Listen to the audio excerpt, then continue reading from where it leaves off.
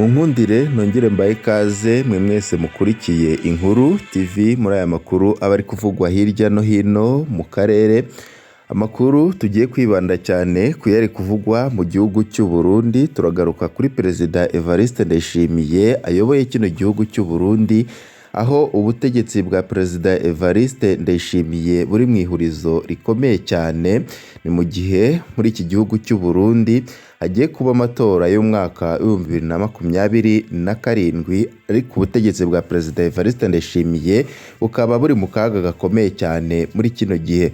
Perezida Evariste Ndayishimiye yabwiye abaturage biwe ko batakibaza ko nimba muri 2027 ari we azaba yakongera kwiyamamaza ngo ayobore kino gihugu, ahubwo bakagombye kuba bari gutekereza uzamusimbura. Ni mu gihe mu butegetsi bwiwe hamaze iminsi havugwa amakuru menshi y'igeragezwa y'ihirika ry'ubutegetsi bwiwe, ndetse na bamwe mu basendede FDD ishyaka Perezida Evariste Ndayishimiye akomokamwo bakaba batakimwiyumvamo, bivanye nuko ngo igihugu cy'u Burundi kukiyobora byamunaniye.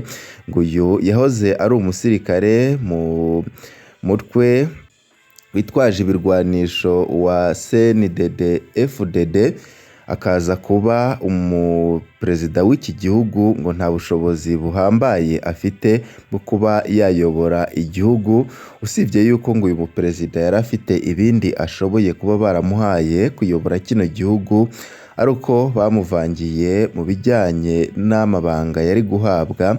Muri kino gihe rero uyu muperezida arugarijwe cyane. Tugiye kugaruka ku biri kuvugwa kuri uyu muperezida w'u Burundi, bikekwa yuko ashobora no kwicwa mu gihe manda yiwe yindi ya kabiri izagera muri 2027. Byaba byifashe ute muri iki gihugu cy'u Burundi? Byose tugiye kubigaruka ko muri iyi nkuru twaguteguriye. Nimba utarakanda kuri subscribe cyangwa sabone ukoresha ururimi rw'igifaransa, reba munsi y'iyo video urebe ahanditse ijambo subscribe cyangwa sabone, ukandeho kugira ngo igihe cyose tubonye amakuru n'ibiganiro bene nk'ibi ducisha kuri iyi shene yanyu ari nayo yacu ya YouTube Inkuru TV, uzuba mu ba mbere babibona ubwa mbere. Kuri aya makuru rero yo ku itariki ya 10 z'ukwezi kwa kane umwaka wa 2026, tugiye kugaruka ku makuru ari kuvugwa mu Burundi nk'uko nari maze kubikubwira. Ubuyobozi bwa Perezida Evariste Ndayishimiye buri mu ihurizo rikomeye imbere y'2027. Mu gihe Uburundi bwitegura amatora y'umukuru w'igihugu ateganyijwe mu mwaka wa 2027, inzira ya politike ya Perezida Evariste Ndayishimiye iragaragara ko ari mu bihe by'igerageza rikomeye rishingiye ku bibazo byinshi byegeranye, birimwo iby'imbere mu gihugu, ubukungu butifashe neza, ndetse no kutumvikana ku rwego mpuzamahanga. Ibi bibazo ntibikiri iby'igihe gito cyangwa iby'ako kanya, ahubwo bigenda bifata isura y'ibibazo byimbitse bishobora kugira ingaruka zikomeye ku bushobozi bwo kuyobora igihugu no ku cyizere cy'abaturage mu buyobozi buriho muri iki gihugu cy'u Burundi kiyobowe na Perezida Evariste Ndayishimiye. Tubibutse yuko mu mwaka wa 2020 Perezida Ndayishimiye yatorewe kuyobora igihugu asimbuye Pierre Nkurunziza, atanga icyizere cyo gukomeza ibyagezweho, ariko anashyiramwo impinduka zikomeye kunoza imikorere y'inzego za leta. Tubibutse yuko Perezida Evariste Ndayishimiye akijya ku butegetsi muri iki gihugu cy'u Burundi, uwo yari asimbuye yahise yitaba Imana. Ubutegetsi bwa Perezida Evariste Ndayishimiye bwatangaje yuko umutima wiwe wahagaze bidasobanutse. Icyo gihe Perezida Evariste Ndayishimiye yagaragaraga nk'umuyobozi ugiye kuzana ituze no kugabanya ibibazo byari byarazahaje igihugu mu myaka yashize, ariko inyuma y'imyaka igera kuri 6 hari abasesenguzi bavuga ko ibyo byari byitezwe bitagezweho uko byari byifujwe, cyane cyane bitewe n'uko ibibazo by'imiterere y'ubukungu n'imiyoborere bikomeje kwigaragaza, aho Perezida Evariste Ndayishimiye yagize abahoze mu butegetsi bw'uwo yasubiriye bamubereye imbogamizi ikomeye cyane, aho yikomye cyane uwahoze ari minisitiri w'intebe wiwe General Guillaume Bunyoni, ibyamuviriyemwo kumufata akamufunga, usibye yuko yaje kumufungura ku gitutu gikomeye cyane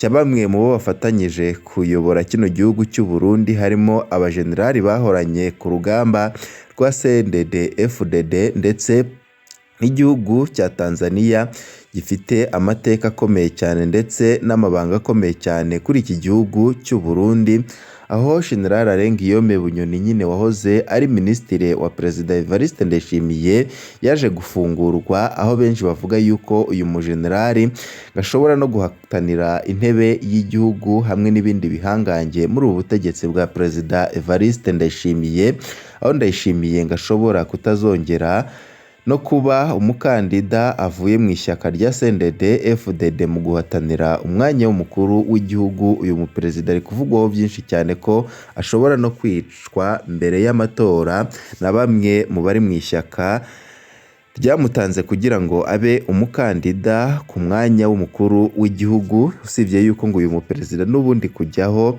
byaturutse ku mpaka zikomeye cyane, aho uwo yasubiriye atari we yarashaka kugena ngo ari we amusubira mu kibanza cy'umukuru w'igihugu. Mu gihugu imbere ubu ngubu Uburundi bukomeje guhura n'ibibazo by'ubukungu birimo izamuka ry'ibiciro ku masoko, ibura ry'amadevize ndetse n'ibura ry'ibikomoka kuri peteroli, ikibazo cyasubije ubutegetsi bwa Perezida Evariste Ndayishimiye hasi cyane.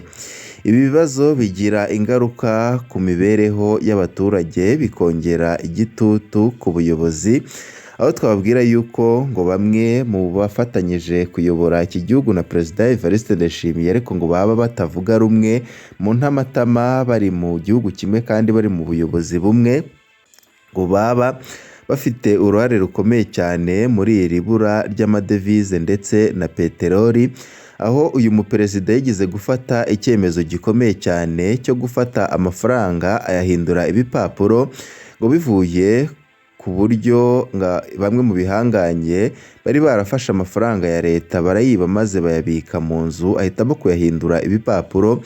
Ibi ngibi byatumye ubutegetsi bwiwe bukomeza kujegajega cyane, kuko ibi bihangange byamurakariye cyane, bikora n'ibishoboka byose kugira ngo ubutegetsi bwiwe bukomeze kugoyagoya.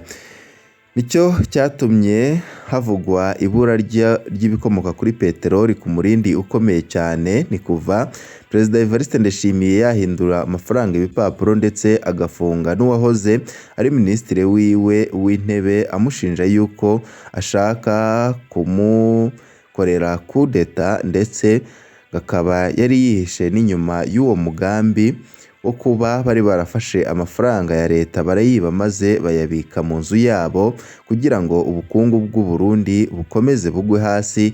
Ibyababaje Perezida Evariste Ndayishimiye yayoboye igihugu cy'u Burundi, agafungwa wahoze ari minisitiri wiwe ndetse n'abandi bategetsi bamwe bamwe, byavugwa yuko ngo bari inyuma y'uwo mugambi wo kumuhirika ku butegetsi, nubwo bitamwereye bivuye ku gitutu gikomeye cyane igihugu cya Tanzania ndetse na bamwe mu bihangange bari gushyira kuri Perezida Evariste Ndayishimiye, cyane cyane mu baturuka mu ishyaka akomokamo, bavuga yuko nadakora ibishoboka byose ngo agarure ituze mu gihugu batazamwemerera yuko asubira kwiyamamaza mu matora ari imbere yo mu mwaka wa 2027.